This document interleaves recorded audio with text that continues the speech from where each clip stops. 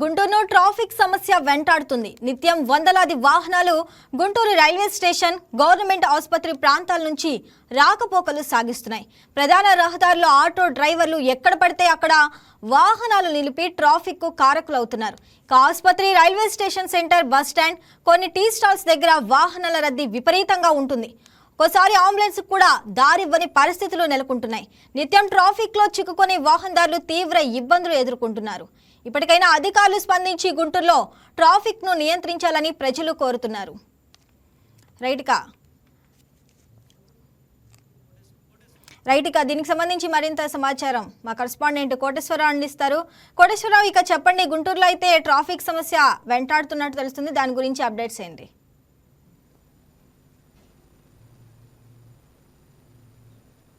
కోటేశ్వరం, మీ mobile మ్యూట్లో ఉంది, mute నుంచి తీయండి. Good evening Shravani. గుంటూరులో విపరీతంగా ట్రాఫిక్ పెరిగిపోయిన దృశ్యాలు మనం ఈ రోజు విజువల్స్ లో కూడా చూస్తున్నాము. ఎక్కడికక్కడ అరికట్టినా కూడా అరికట్టలేని పరిస్థితి ఉంది. గుంటూరులో ఎక్కువగా 3 వంతెనల సెంటర్ ట్రాఫిక్ జలం పకడ్బందీగా చేసినా కూడా విపరీతమైన వెహికల్స్ ఎక్కువ ఉన్నా దానికి సమర్థించలేకపోయిన అధికారులు. ఇంకొకటి ఏంటంటే మరమ్మతుల పని మీద బ్రాడీపేట ఫ్లైఓవర్ ఉండటం వల్ల కొంచెం ట్రాఫిక్ మళ్లించే పనులు చేస్తున్నారు. అయినప్పటికీ కూడా ట్రాఫిక్ నియంత్రణే లేదు. ముఖ్యంగా చూసుకుంటే ప్రభుత్వ ఆసుపత్రి, రైల్వే స్టేషన్ ఎదురెదురుగా ఉన్నవి. ప్రభుత్వ ఆసుపత్రికి వచ్చే రోగులు ఓపీ సెంటర్ కూడా మధ్యలో అక్కడ ఎదురుగానే ఉంటుంది. ఈ ఆటోలు వాళ్ళు, ఆటో రిక్షా వాళ్ళు నడి రోడ్ లో పెట్టేసి ఫుట్పాత్ల మీద వ్యాపారాలు చేసే వాళ్ళు ఉన్నారు. ఆటో రిక్షాలు కూడా నడి రోడ్ లో పెట్టేసి కనీసం తీయడానికి కూడా పేషెంట్లు వస్తుంటే అంబులెన్స్ కూడా దారి ఇవ్వకుండా, అదేమనంటే మాది ఒక పాయింట్ ఉంది, మాకు ట్రాఫిక్ పోలీసులు ఇచ్చారు, ఈ పాయింట్ ప్రకారమే వెళ్తా, దగ్గరుండి ట్రాఫిక్ పోలీసులే వాళ్ళని అరికట్టలేకుండా చూస్తున్న పరిస్థితి. అయితే ఇక్కడ ముఖ్యంగా చెప్పుకోవాల్సిందంటే గవర్నమెంట్ హాస్పిటల్కి కూతవేటు దూరంలోనే ఈ చనిపోయిన వారిని తీసుకెళ్లే అంబులెన్సులు ఉంటాయి.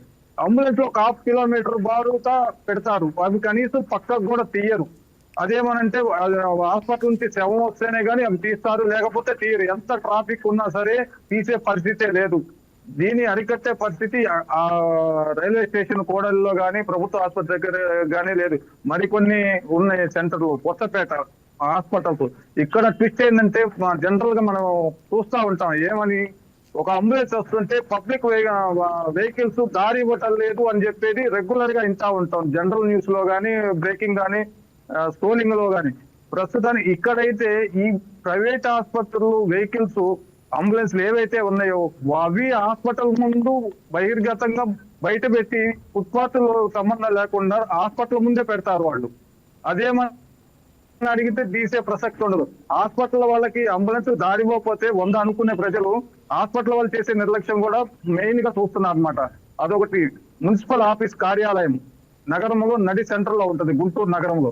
ఆ నగరం నడి సెంటర్ లో మున్సిపల్ ఆఫీస్ కార్యాలయం ఎదురే ఆటో వాళ్ళు ఆపటం, ఈ తోపుడు బండ్లు, అరటిగా బండ్లు అని గానీ, పూలకి సంబంధించిన మార్కెట్ లో గానీ. కోటేశ్వరరావు, అటు చిరు వ్యాపారులు, తోపుడు బండ్లు అయితే ఎక్కువైపోయినాయి. మరి అధికారులు ఏమైనా స్పందించారా?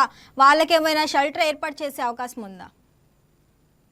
ఇక్కడైతే లాస్ట్ ఇంత ముందు కమిషనర్ వచ్చి ఫుట్పాత్లు మొత్తం తొలగించడం జరిగింది. రోడ్డు ఎక్స్టెన్షన్ చేశారు. ఈ ఫుట్పాత్ల వాళ్ళు ఎక్కడ పెట్టుకోవాలో తెలియకుండా నడి రోడ్డు మీదకి వచ్చేసారు. ఇప్పుడు వీళ్ళ వల్ల చాలా ట్రాఫిక్ జాయం అవుతుంది. అంతేకాకుండా రోడ్లు ఎక్స్టెన్షన్ చేయటంతో ఇంకా జనాభాకి ట్రాఫిక్ తగ్గుతుందని చెప్పి అనుకుంటే వీళ్ళ వల్ల కొంచెం ట్రాఫిక్ కొంచెం ఇబ్బందిగా తయారైంది.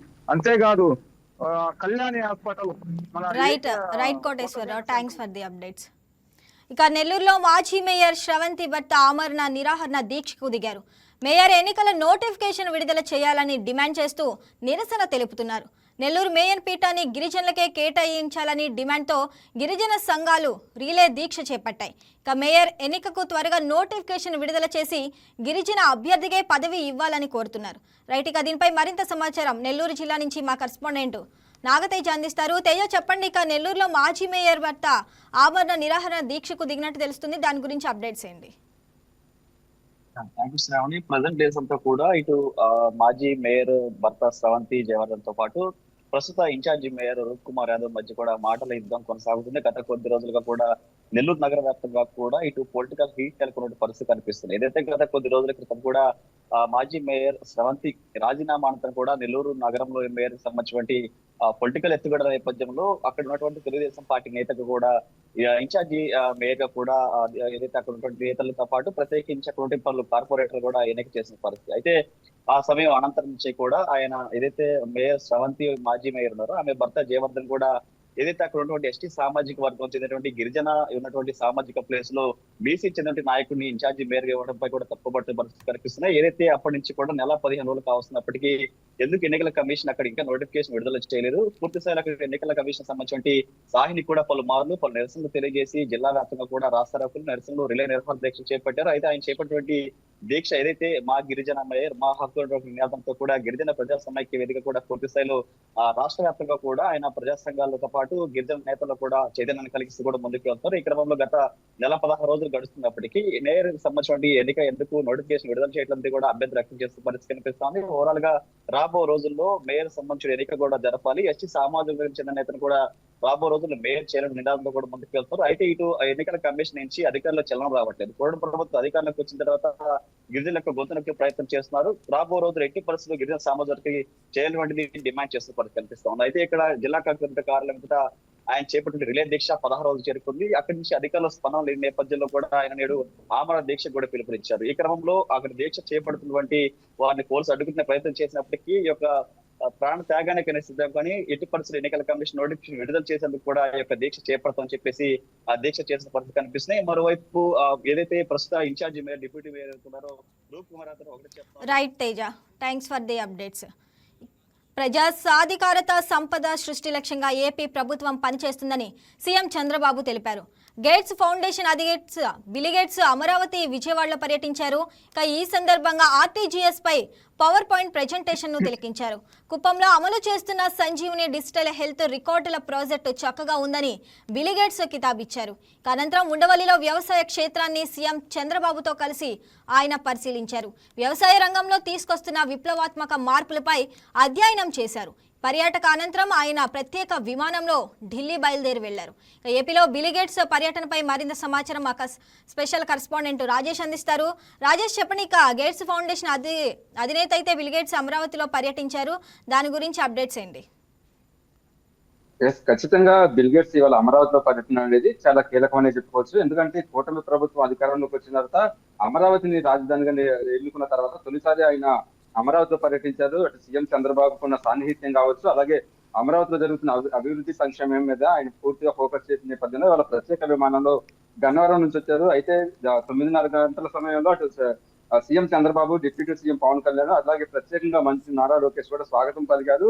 ప్రతి మంత్రిని కూడా సీఎం చంద్రబాబు పలకరించి పరిచయం చేశారు. అయితే పూర్తిగా ఇవాళ జరిగిన బిల్ గేట్స్ సంబంధించిన పర్యటన అయితే దాదాపు 6 గంటల పాటు అటు అమరావతి కావచ్చు, ఇటు విజయవాడలో కూడా జరిగింది. పూర్తిగా ప్రస్తుతం కూటమి ప్రభుత్వం తీసుకొస్తున్న సంస్కరణలు కావచ్చు, అలాగే రియల్ టైం గవర్నెన్స్ అనేది చాలా ప్రతిష్టాత్మకంగా ఈ కూటమి ప్రభుత్వం తీసుకుంది. దాదాపు 920 సేవల్ని ప్రజలకి చాలా ఈజీగా అందుబాటులో తెచ్చుకుంది. దాని మీద ప్రత్యేకంగా CM Chandrababu power point presentation ఇచ్చారు. దానికి సంబంధించి అటు బిల్ గేట్స్ కూడా చాలా వరకు కూడా ఇక్కడ ఉన్న సంస్కరణలు కావచ్చు, వాటి ప్రతి అంశం మీద అధ్యయనం చేశారు. తర్వాత మంత్రులకు సంబంధించి కావచ్చు, అలాగే ఆంధ్ర రాష్ట్ర పెట్టుబడుల విషయంలో కీలకంగా కొన్ని కీలక అంశాల గురించి మాట్లాడినట్టుగా తెలుస్తుంది. దాంతోపాటు చిత్తూరులో సంజీవని ప్రాజెక్ట్ ఏదైతే గేట్స్ సంబంధించిన ఫౌండేషన్ సంబంధించిన ప్రాజెక్ట్ ఉందో ఆ ప్రాజెక్ట్ అనేది చిత్తూరులో అమలవుతుంది. దాని మీద ప్రత్యేకంగా బిల్ గేట్స్ కూడా సీఎం చంద్రబాబుని అడిగి తెలుసుకున్నారు. అక్కడ వైద్యానికి సంబంధించిన ఫెసిలిటీస్ కావచ్చు, దానికి సంబంధించిన పూర్తి అంశాలు అంటే ఈ కూటమి ప్రభుత్వం తీసుకొస్తున్న ప్రతి అంశాన్ని కూలంకుషంగా అయితే బిల్ గేట్స్ అయితే ప్రత్యేకంగా మాట్లాడారు. దాంతో పాటు ఇక్కడ పెట్టుబడులు పెట్టడానికి కావచ్చు, అలాగే రాజధాని నిర్మాణానికి సంబంధించి స్పెషల్ గా ఇక్కడ 30% గ్రీనరీతో కూడా ఏర్పాటు చేశారు. దాని మీద సీఎం చంద్రబాబుతో ప్రత్యేకంగా బిల్ గేట్స్ మాట్లాడారు. మాట్లాడే అనంతరం కూడా వ్యవసాయ రంగానికి సంబంధించి ప్రస్తుతం ఉన్న టెక్నాలజీ కావచ్చు, ఏ టెక్నాలజీతో ఉండవల్లిలో వ్యవసాయ క్షేత్రంలో ప్రత్యేకంగా బిల్ గేట్స్ తో సీఎం చంద్రబాబు పర్యటించారు. ఆ వ్యవసాయ రంగంలో రాబోయే రోజుల్లో సంబంధించి పూర్తిగా కొన్ని మార్పులు తీసుకురావాలి, సంస్కరణలు తీసుకురావాలి. ఈజీగా పెట్టుబడి తక్కువ ఉంది, దిగుబడి ఎక్కువ ఉండే విధంగా కూడా టెక్నాలజీ అనేది వ్యవసాయ రంగంలో ప్రవేశపెట్టాలని కూడా కూటమి ప్రభుత్వం భావిస్తుంది. దానికి సంబంధించి ప్రత్యేకంగా బిల్ గేట్స్ ఇక్కడ చాలా అంశాల మీద విజిట్ చేశారు. దాంతో పాటు ఆయన ప్రత్యేకంగా విజయవాడలో కూడా పర్యటించారు. ఏదైతే ఇటు కూటమి ప్రభుత్వం అధికారంలోకి వచ్చిన తర్వాత బిల్ గేట్స్ పర్యటన అనేది వాళ్ళు చాలా ఆసక్తిగా మారింది. ఎందుకంటే ఇంటర్నేషనల్ స్థాయిలో అటు అమరావతి రాజధాని నిర్మాణం జరుగుతుంది, అభివృద్ధి సంక్షేమంతో పాటు పూర్తిగా డెవలప్మెంట్ అయ్యే రాష్ట్రం కాబట్టి ఇలాంటి రాష్ట్రంలో ప్రపంచంలో ప్రఖ్యాత పేరు గాంచిన బిల్ గేట్స్ లాంటి నేతలు రావటం అంటే రాబోయే రోజుల్లో అది డెవలప్మెంట్ తో పాటు పెట్టుబడులు పెట్టే కంపెనీలకు కూడా ఇది ఒక మంచి ఉత్సాహం లాగా ఉంటుందని చెప్పుకోవచ్చు. అయితే టోటల్ గా బిల్ గేట్స్ పర్యటన అనేది ఏదైతే ఉమ్మడి రాష్ట్రంలో అటు హైదరాబాద్ ని ఎలా అయితే సీఎం చంద్రబాబు అప్పుడు డెవలప్ చేశారో అంతే ఫోకస్ అనేది ఇప్పుడు అమరావతి రాజధాని దాని మీద కూడా పెట్టారు. ప్రత్యేకంగా రాబోయే రోజుల్లో ఐటీ హబ్ గా కూడా అమరావతిని ఎన్నుకోబోతున్నారని చెప్పుకోవచ్చు. పూర్తిగా ఇవాళ బిల్ గేట్స్ పర్యటన అయితే 6 గంటల పాటు కొనసాగింది. ప్రస్తుతం ఆయన కొద్దిసేపటి క్రితం ప్రత్యేక విమానంలో ఢిల్లీ వెళ్లారు. ఢిల్లీలో కూడా ఇండియా సమ్మిట్ లో ఆయన పాల్గొనబోతున్నారు. 20వ తారీఖు వరకు కూడా భారతదేశంలోనే బిల్ గేట్స్ అయితే పర్యటిస్తున్నారని చెప్పుకోవచ్చు. టోటల్ గా ఇవాళ జరిగిన పర్యటనకు సంబంధించి చాలా కీలక పరిణామం అని చెప్పుకోవచ్చు. అటు కూటమి నేతలు కూడా ఇది హర్షం చేస్తున్నారు. రాబోయే రోజుల్లో అమరావతి నిర్మాణానికి బిల్ గేట్స్ లాంటి నేతలు విజిట్ చేయడం అనేది ఒక నూతన అధ్యయనం అని కూడా చెప్తున్నారు Shravani. Right Rajesh, thanks for the updates. ఇక చిత్తూరు జిల్లా పలమనేరు మున్సిపాలిటీ పరిధిలోని షికార్ కాలనీ సమస్యల వలయంగా మారింది. స్వాతంత్రం వచ్చి ఇన్నేళ్లవుతున్నా కనీస వస్తువులకు నోచుకొని పరిస్థితి నెలకొంది. ఈ కాలనీలో ఉండటానికి ఇల్లు లేవు, తాగటానికి నీరు లేదు, సరైన రోడ్లు లేవు, పిల్లలు చదువుకోవడానికి స్కూల్ లేదని స్థానికులు ఆవేదన వ్యక్తం చేస్తున్నారు. 30 ఏళ్లకు ముందు వచ్చిన ఇళ్లు మాత్రమే ఉన్నాయని, ఇప్పటి వరకు ఎలాంటి ఇల్లు మంజూరు చేయలేదని వాపోయారు. ఓట్ల కోసం మాత్రమే తాము గుర్తొస్తామంటూ వారు ఆవేదన వ్యక్తం చేస్తున్నారు. రైట్, ఇక దీనికి సంబంధించి మరింత సమాచారం చిత్తూరు నుంచి మా కరెస్పాండెంట్ శివకుమార్ అందిస్తారు. శివకుమార్, చెప్పండి. ఇక పలమనేరు మున్సిపాలిటీ పరిధిలో అయితే షికారు కాలనీ సమస్యల వలయంగా మారినట్టు తెలుస్తుంది, దాని గురించి అప్డేట్స్ ఏంటి? శ్రావణి, చూసుకున్నట్లయితే ఇప్పుడు స్వతంత్రం వచ్చి దాదాపుగా 80 సంవత్సరాలు గడుస్తున్నా కూడా ఇంకా పలమనేరు షికారు కాలనీ అయితే అభివృద్ధి బాటలో అయితే పట్టలేదు. చూసుకున్నట్లయితే ఎక్కడ చూసినా సమస్యల వలయంగా మారింది. 30 సంవత్సరాల ముందు ఇచ్చిన ఇల్లు మాత్రం అక్కడ ఉన్నాయి తప్ప ఇప్పుడు కొత్తగా ఇల్లు అయితే మంజూరు చేయలేదు. మరీ ముఖ్యంగా చూసుకున్నట్లయితే కనీసం అక్కడ ఆరోగ్యశ్రీ కార్డు లేకుండా కూడా చాలా మంది ప్రాణాలు కోల్పోయారని చెప్పేసి కూడా వాళ్ళు ఆవేదన వ్యక్తం చేస్తున్నారు. మరి అక్కడ చూడడానికి ఇల్లు లేవు, డ్రైనేజెస్ లేవు, రోడ్స్ లేవు, స్కూల్స్ లేవు, అనేక సమస్యల వల్ల దాదాపుగా 60 కుటుంబాలు అయితే జీవిస్తున్నాయని చెప్పేసి కూడా మన వైద్య చెప్పడం జరిగింది. మరి అధికారులు పర్యవేక్షణ చేస్తున్నారంటే అధికారుల పర్యవేక్షణ, ఎందుకంటే షికారు కాలనీ అనేది ఎక్కడో దూరంగా లేదు, మున్సిపాలిటీ పరిధిలోనే ఉంది. మరి మున్సిపాలిటీ పరిధిలో ఉన్నా కూడా అధికారులు నిర్లక్ష్యం అయితే అక్కడ మనకి కనబడుతుంది. ఎందుకంటే అధికారుల పర్యవేక్షణ అక్కడ చేసినట్లయితే వాళ్ళకి పరిస్థితి వచ్చేది అని చెప్పేసి కూడా వాళ్ళు ఆవేదన వ్యక్తం చేస్తున్నారు. మరీ ముఖ్యంగా చూసుకున్నట్లయితే స్కూల్కి వెళ్ళడానికి పిల్లలు అక్కడ నుంచి దాదాపుగా 2 కిలోమీటర్లు నడుచుకొని పోవాలి. అంటే హైవేని క్రాస్ చేసుకుని వెళ్ళాల్సిన తరుణంలో కూడా చాలా ఇబ్బందులు పడుతున్నామని చెప్పేసి కూడా వాళ్ళు చెప్పడం జరిగింది. మరీ ముఖ్యంగా చూసుకున్నట్లయితే వాళ్ళు ఓన్లీ అక్కడ ఏదైతే ట్యాక్స్లు మాత్రం గెలుచుకుంటారు తప్ప వాళ్ళకి అభివృద్ధి కానీ వాళ్ళకి ఇల్లు కానీ ఏం సౌకర్యాలు లేవని చెప్పేసి కూడా వాళ్ళ ఆవేదన వ్యక్తం చేస్తున్నారు. రీసెంట్ గానే చూసినట్లయితే ఒక వ్యక్తికి సంబంధించి ఆరోగ్యం బాగలేకపోతే ఆరోగ్యశ్రీ కార్డు లేకపోవడం వల్ల ఆపరేషన్ చేయకపోగా అతను అక్కడ మరణించడం జరిగింది. మరి మరణించిన తర్వాత ఆరోగ్యశ్రీ కార్డు అధికారులు మంజూరు చేశారని చెప్పేసి కూడా మనకి చెప్పడం జరిగింది. మరి ఇలా చూసుకున్నట్లయితే వాళ్ళు, ఎందుకంటే మున్సిపాలిటీ పరిధిలో ఉన్నటువంటి ఒక షికారు కాలనీ అభివృద్ధి చేయడంలో అటు అధికారులు కావచ్చు, ఇటు ప్రజాప్రతినిధులు కావచ్చు, వాళ్ళు మరీ ముఖ్యంగా చెప్పడం ఏమంటే వాళ్ళు ఏదైతే ఎలక్షన్ టైంలో వచ్చేసి వాళ్ళకి ఓట్లు మాత్రమే చూస్తారో తప్ప వాళ్ళు పట్టించుకున్న ప్రమాణం పోలేదని చెప్పేసి కూడా వాళ్ళు చెప్తున్నారు శ్రావణి. మరి అధికారులు వెంటనే స్పందించి ఆ షికారు కాలనీ పట్టించుకోకపోతే రాబోయే రోజుల్లో చాలా ఇబ్బందులు పడేదని కూడా అవకాశం ఉందని చెప్పి కూడా చెప్పడం జరిగింది. ఇంకొక బాధాకరమైన విషయం ఏమంటే వర్షం పడిందంటే వాళ్ళ పిల్లలు తీసుకుని వెళ్ళేసి టౌన్ లేకి అక్కడ ఉన్నటువంటి హోటల్స్ దగ్గర ఆ హోటల్ క్లోజ్ చేసిన తర్వాత అక్కడ పడుకుంటామని చెప్పేసి కూడా వాళ్ళ మాటలు చెప్తున్నారు. అంటే ఇంత స్వతంత్రం వచ్చేసి డెవలప్మెంట్ అవుతున్నా కూడా వాళ్ళ అభివృద్ధి మనము తెలుసుకోవచ్చు. Right Shiva, thanks for the updates. ఇక భారత రాష్ట్రపతి ద్రౌపది ముర్ము రేపు విశాఖలో పర్యటిస్తారు. రాష్ట్రానికి రాష్ట్ర governor Abdul Nazir, deputy CM Pawan Kalyan స్వాగతం పలుకుతారు. రేపు ఐఎన్ఎస్ చోళాలో బస చేసి ఎల్లుండి నిర్వహించే ఐఎఫ్ఆర్ మిలాన్ కార్యక్రమాల్లో ఆమె పాల్గొంటారు. అనంతరం రాష్ట్రపతి ఐఎన్ఎస్ చోళాకు చేరుకొని విందులో పాల్గొంటారు. ఇక విశాఖలో రాష్ట్రపతి పర్యటనపై మరింత సమాచారం మా ఉత్తరాంధ్ర రీజనల్ కోఆర్డినేటర్ దుర్గాప్రసాద్ అందిస్తారు. దుర్గాప్రసాద్, చెప్పండి. ఇక భారత రాష్ట్రపతి ద్రౌపది ముర్ము రేపు విశాఖ పర్యటన గురించి అప్డేట్స్ ఏంటి? Good evening Shravani. దేశ ప్రథమ పౌరాలు రాష్ట్రపతి ద్రౌపది ముర్ము అయితే విశాఖ పర్యటన ఖరారైంది. రేపు మధ్యాహ్నం ప్రత్యేక విమానం ద్వారా ఢిల్లీ నుంచి నేరుగా విశాఖపట్నం ఐఎన్ఎస్ డాగాకు చేరుకుంటున్నారు. ఐఎన్ఎస్ డాగా చేరుకోగానే రాష్ట్ర గవర్నర్ అబ్దుల్ నజీర్ తో పాటు డిప్యూటీ సీఎం పవన్ కళ్యాణ్ రాష్ట్రపతి ద్రౌపది ముర్ముకి ఘన స్వాగతం పలుకుతారు. అక్కడ నుంచి నేరుగా ఐఎన్ఎస్ డాగా నుంచి న్యాయ బస చేసి ఆ ప్రాంతానికి ఆమె ప్రత్యేకంగా ఒక రూమ్ ఏర్పాటు చేస్తారు. అక్కడ నైట్ అంతా బస చేసిన తర్వాత ఎల్లుండి అంటే 18వ తేదీన ఇదే సాగర తీరంలో మనం ప్రస్తుతం విజువల్ చూస్తున్న ఈ బ్యాక్గ్రౌండ్ లో జరిగే నేవీ ఉత్సవాలు ఏదైతే మిలాన్ 2026 కార్యక్రమంలో ప్రత్యేక ఆమె ముఖ్య అతిథిగా పాల్గొన్నారు. నేవీ అధికారులు చేసే విన్యాసాలు రాష్ట్రపతి ద్రౌపది ముర్ము ప్రత్యక్షంగా వీక్షించున్నారు. ఏదైతే మన దేశ సరిహద్దుల్లో నేవీ ఏ విధంగా మన సంరక్షిస్తుంది, శత్రువుల సైన్యంలో వచ్చేటప్పుడు ఏ విధంగా పోరాడుతుంది, శత్రువులకు ఏ విధంగా సమాధానం చెప్తారని చెప్పి ఒక ప్రదర్శన ద్వారా నేవీ రివ్యూ ఉండబోతుంది సముద్ర గర్భంలో. ఆమె ప్రత్యక్షంగా నేవీ విన్యాసాలను వీక్షించున్నారు. మరోవైపు మిలాన్ 2026 కార్యక్రమం ప్రత్యక్షంగా ఆమె వీక్షించున్నారు. గత 10 ఏళ్ల కిందట ఇదే విశాఖ వేదికగా 2016లో మిలాన్ కార్యక్రమం నిర్వహించారు. దాదాపు 10 ఏళ్ల తర్వాత ఇదే విశాఖ వేదిక 2026లో ఇప్పుడు మరొకసారి మిలాన్ 2026 కార్యక్రమం నిర్వహిస్తున్నారు. మొదట్లో ముంబైలో జరగా, అది గత 2016లో విశాఖ వేదిక జరిగింది రెండోసారి. ఇప్పుడు మూడోసారి విశాఖ వేదికగా ఈ మిలాన్ 2026 కార్యక్రమం జరగబోతుంది. అదేవిధంగా IFR ఇంటర్నేషనల్ ఫ్లీట్ రివ్యూ కూడా ఇదే సాగర్ తీరంలో జరగబోతుంది. దాదాపు 71 నౌకలు, అదేవిధంగా 4,000 మంది విదేశీ దేశ ప్రతినిధులతో విశాఖ సాగర్ తీరంలో ఈ మిలాన్ 2026 కార్యక్రమం జరగబోతుంది. దీనికి సంబంధించి 18వ జరిగే ఈ IFR కార్యక్రమానికి రాష్ట్ర ముఖ్యమంత్రి నారా చంద్రబాబు నాయుడు కూడా పాల్గొనున్నారు. అదేవిధంగా రాష్ట్ర ముఖ్యమంత్రి చంద్రబాబు నాయుడు పర్యటన కూడా ఇప్పుడే ఖరారైంది. 18వ తేదీన ఉదయాన్నే విశాఖ చేరుకొని ఆయన నేరుగా ఐఎన్ఎస్ జాగా చేరుకుంటారు. ఐఎన్ఎస్ జాగా చేరుకొని రాష్ట్రపతి ముర్ముని ప్రత్యేకంగా గవర్నర్ తో కలిపి స్వాగతం పలికి నేరుగా ఏదైతే నేవీ విన్యాసాలు జరిగే ఈ ప్రాంతానికి ముఖ్యమంత్రి నారా చంద్రబాబు నాయుడు రాష్ట్రపతి గవర్నర్ కూడా ఆయన ఆహ్వానించే అవకాశం ఉంది. అయితే ఈ నేపథ్యంలో రేపు రాష్ట్రపతి పర్యటన ఖరారవడంతో పూర్తి స్థాయిలో పోలీసు బలగాల ప్రొడక్షన్ కూడా పెంచిన పరిస్థితి కనిపిస్తా ఉంది. విశాఖలో ఎక్కడెక్కడ పోలీస్ ప్రొడక్షన్ భరించారు, ఎక్కడెక్కడ పోలీస్ చెకింగ్ కూడా నిర్వహిస్తా ఉన్నారు. దాదాపు ఏ ప్రాంతం చూసినా కూడా పోలీస్ బందోబస్తే కనిపిస్తా ఉంది. మరోవైపు ఈ రోజు రేపు పబ్లిక్ కోసం ఒక రిహార్సల్, నేవీ రిహార్సల్ కూడా జరుగుతా ఉంది. ఇప్పుడే మన విజువల్స్ చూస్తున్న ప్రకారంగా నగర ప్రజలు ఈ రిహార్సల్ కూడా వీక్షించేందుకు భారీగా చేరుకుంటున్నారు. ప్రస్తుతం కూడా నేవీ రిహార్సల్ జరుగుతా ఉన్నాయి. రేపు ఈ రోజు కూడా రిహార్సల్ పబ్లిక్ కోసం రిహార్సల్ జరిగిన తర్వాత ఎల్లుండు IFR మెయిన్ ఈవెంట్ జరగబోతుంది. అదేవిధంగా 19న ఇదే సాగర్ తీరంలో 71 నేవీ షిప్లు ఏదైతే సముద్ర తీరంలో ప్రదర్శిస్తారో, అదేవిధంగా విదేశీ ప్రతినిధులు ఎవరైతే హాజరవుతారో ఆ దేశ సంస్కృతిని చాటుతూ సిటీ పెరేడ్ ఇదే సాగర్ తీరంలో మనం ప్రస్తుతం బ్యాక్గ్రౌండ్ చూస్తున్న ఈ ప్రాంతం నుండి నేరుగా YMCA నుంచి RK బీచ్ వరకు కూడా ఒక పెరేడ్ ఉండబోతుంది.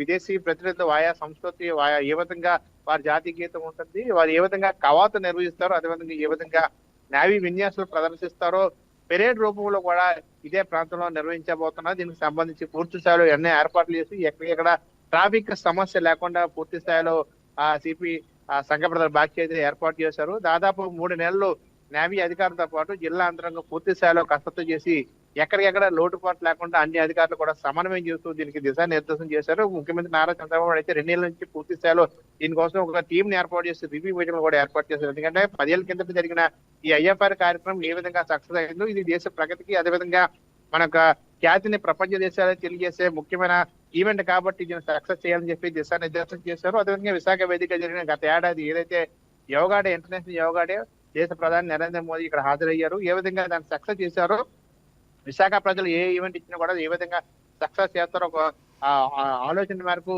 ఖచ్చితంగా ఈ ఈవెంట్ కూడా సక్సెస్ అవుతుందని చెప్పి పూర్తి స్థాయిలో వారికి కావాల్సిన అన్ని ఏర్పాట్లు చేశారు. పబ్లిక్ వచ్చినప్పుడు వారు పూర్తి స్థాయిలో నేవీ చేసే విన్యాసాలను వీక్షించేందుకు అన్ని రకాల ఏర్పాట్లు చేశారు. Shravani. Right Durga Prasad, thanks for the updates. ఇక గోదావరి పుష్కరాల నేపథ్యంలో రాజమహేంద్రవరంలో అభివృద్ధి కార్యక్రమాలు ముమ్మరంగా జరుగుతున్నాయి. రాజమహేంద్రవరంలో 200 కోట్లతో పలు అభివృద్ధి కార్యక్రమాలకు శంకుస్థాపనలు జరిగాయి. పుష్కరాల సందర్భంగా భక్తులతో పాటు రాజమండ్రి వాసులకు ఎలాంటి ఇబ్బంది లేకుండా ప్రభుత్వం చర్యలు చేపట్టింది. రైట్, ఇక దీనికి సంబంధించి మరింత సమాచారం మా కరెస్పాండెంట్ సత్యనారాయణ అందిస్తారు. సత్యనారాయణ, చెప్పండి, ఇక గోదావరి పుష్కరాల నేపథ్యంలో అయితే రాజమండ్రిలో అయితే అభివృద్ధి పనులు అయితే శరవేగంగా జరుగుతున్నాయి, దాని గురించి అప్డేట్స్ ఏంటి?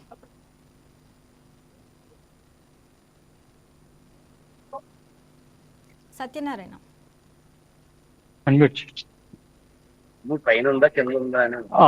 రాజమహేంద్రవరంలోని అయితే అభివృద్ధి పరుగులాడుతుందని చెప్పుకోవచ్చు. ఎందుకంటే రాబోయే 2027 పుష్కరాలకి రాజమహేంద్రవరంలో రాజమండ్రి ఎమ్మెల్యే ఆదిరెడ్డి వాసు కూడా అనేక అభివృద్ధి కార్యక్రమాలు అయితే నిర్వహిస్తున్నారు. అమృత 2.0 నిధుల్లో భాగంగా రాజమహేంద్రవరానికి 130 కోట్లు విడుదల చేశారు. దాంతో పాటుగా కూడా కూటమి ప్రభుత్వం వచ్చాక కూడా అనేక విధాలుగా కూడా రాజమహేంద్రవరాన్ని అభివృద్ధి చేస్తున్నట్లు కూడా స్థానిక ఎమ్మెల్యే ఆదిరెడ్డి వాసు కూడా తెలిపారు. ప్రస్తుతం గత 3 సంవత్సరాల్లో చూసుకున్నట్లయితే రాజమహేంద్రవరాన్ని 1000 కోట్లతో కూడా అభివృద్ధి పనులు అయితే చేశారు. అలాగే రాజమహేంద్రవరంలో చుట్టుపక్కల ప్రాంతాలకి రాజమహేంద్రవరం కూడా గోదావరి ఉన్నా కూడా చుక్క నీరు కూడా లేకపోవడంతో కూడా స్థానిక ప్రజాప్రతినిధులు అనేక ఆవేదనలు వ్యక్తం చేస్తారు. ఎందుకంటే కనీసం నగరంలో కూడా మంచినీటి కొరవ అయితే నెలకొందని చెప్పుకోవచ్చు. అయితే వీటిలో ఈ కొరవుని తీర్చడానికి కూటమి ప్రభుత్వం 1000 కోట్ల వరకు ఈ అనేక అభివృద్ధి కార్యక్రమాలు అయితే చేయనున్నారు. దాంతో పాటుగా కూడా ఈ పుష్కరాలకి రాజమహేంద్రవరంలో సుమారు అనేక రోడ్లు విస్తరణ కూడా ఏర్పరుస్తున్నారు. అలాగే ప్రభుత్వం కూడా దీనికి సంబంధించిన ప్రతిపాదనలు కూడా అనేక ప్రణాళికలు ఏర్పరుస్తున్నారు చెప్పవచ్చు శ్రావణి. సత్యనారాయణ, పుష్కరాలకి టైము దగ్గరలోనే ఉంది అంటే ఇప్పుడు వరకు అభివృద్ధి పనులు ఎక్కడి వరకు అయినాయి, ఇంకా బ్యాలెన్స్ ఏమైనా ఉందా? అయితే ప్రస్తుతం మనం పుష్కరాలు రేపు రాబోయే సంవత్సరంలో జరగనున్నాయి. దీంతో పాటుగా కూడా పుష్కరాలకి ఏర్పాట్లు అధికారులు కూడా ముందస్తుగా నిన్న శివరాత్రి సందర్భంగా అనేక ట్రయల్ రన్ నిర్వహించారు. ఎందుకంటే ఆ ట్రయల్ రన్ లో ఒక చదరపు కిలోమీటర్ కి సుమారు కొన్ని వందల మంది వచ్చినట్లు కూడా అనేక సాంకేతికతతో కూడా పరికరాలను ఏర్పరిచి కూడా పలు ఘాట్లలో కూడా సాంకేతికతను ఏర్పరిచారు. దాంతో పాటుగా కూడా సిసి కెమెరాలు ఏఏ ద్వారా కూడా ఈ పుష్కరాలకు సంబంధించిన పూర్తి అప్డేట్ అయితే అందించారని చెప్పుకోవచ్చు. దాంతో అనేక పుష్కరాలకి ఎటువంటి అవాంఛనీయ ఘటనలు కూడా జరగకుండా కూడా నిన్న జరిగిన ఈ ట్రయల్ రన్ లో కూడా అధికారులు అయితే పోలీసులు, రెవెన్యూ, ఇతర అధికారులు కూడా పాల్గొన్నారని చెప్పుకోవచ్చు శ్రావణి. దాంతో పాటుగా కూడా ఈ పుష్కరాలకి మెయిన్ గా ఏంటంటే ఇటు ఉత్తరాంధ్ర నుంచి అటు రాయలసీమ అటు అనేక జిల్లాల నుంచి కూడా పెద్ద ఎత్తున సుమారు 8 నుంచి 10 కోట్ల వరకు వస్తారనే అంచనా అయితే ఉంది. ఈ విధంగా ఎక్కడైతే ఏ ట్రాఫిక్ ఎక్కడెక్కడ అనేది కూడా అధికారులు సమాయత్తం అవుతున్నారు. ఎందుకంటే తక్కువ రోజులు ఉంది కాబట్టి అయితే ఘాట్లు అనేవి కూడా ఇంకా ఏర్పాటు చేయాల్సి ఉంది. ఈ ఘాట్లు కూడా సరిపోలేని పరిస్థితి. దాంతో పాటుగా కూడా అధికారులు అయితే ఎప్పటికప్పుడు ఒక ప్రణాళికబద్ధంగా కూడా జిల్లా కలెక్టర్ అయితే వెళ్తుందని చెప్పుకోవచ్చు Shravani. Right Satyanarayana, thanks for the updates.